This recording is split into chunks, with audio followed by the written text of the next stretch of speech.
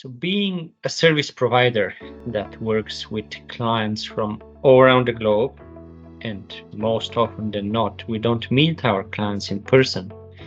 It's important that you provide services and advisory to bona fide businessmen that have real substantiated activities in their home country and have real valuable business that they want to expand abroad, that they don't have hidden agendas, that they don't conduct any money laundering or terrorist financing, or just businesses that are of very high risk or ultimately illegal.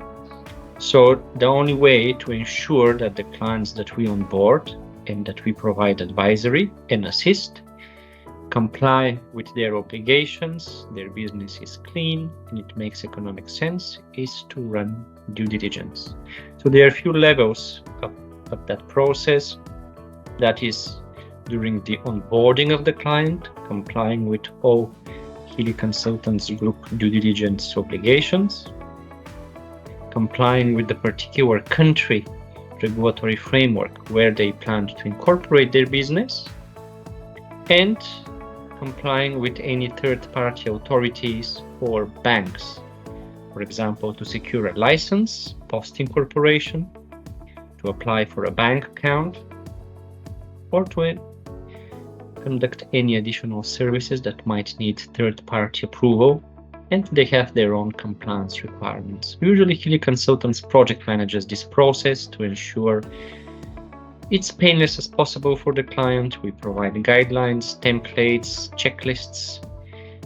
Where possible, we negotiate for exemptions or alternative documents to be supplied by our client.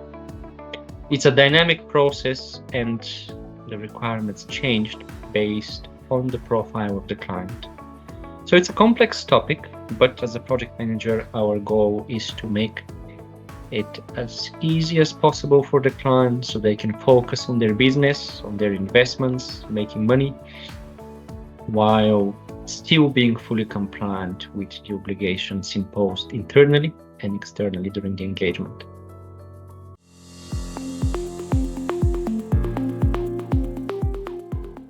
The first step would be, once a client is interested in a given country, is to give them a ballpark estimate of the documents required before the start of the engagement.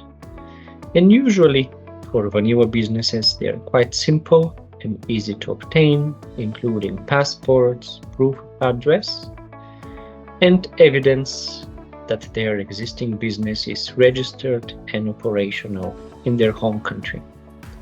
In order to supply a more tailored checklist for the services in the country that our client targets to expand their business, we would request to receive a completed engagement letter. Based on the engagement letter input, we are going to generate a due diligence checklist that is tailored to our client's needs and matches the risk level of the whole engagement. So for vanilla businesses, the checklists and documents required will be simpler. And of course, for regulated businesses that carry increased compliance requirements, the checklist will be more substantiated.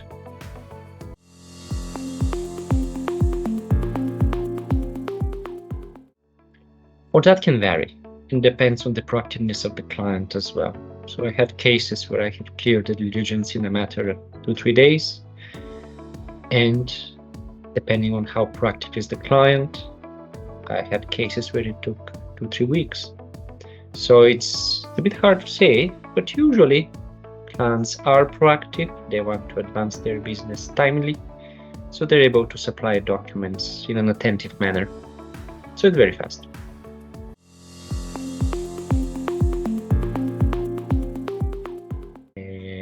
At minimum, we collect documents on the directors and shareholders of a given business, and especially the ones that are going to be involved at the new business as well.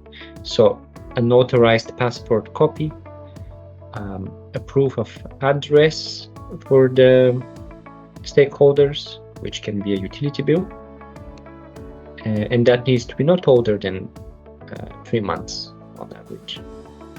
Still, being and working with clients that are from abroad, we'd like to collect additional due diligence just to ensure their professional background, for example, a LinkedIn page, or depending on the compliance level of the client, we could ask for reference letters from lawyers and accountants to ensure that our clients comply with their local tax obligations and legal obligations.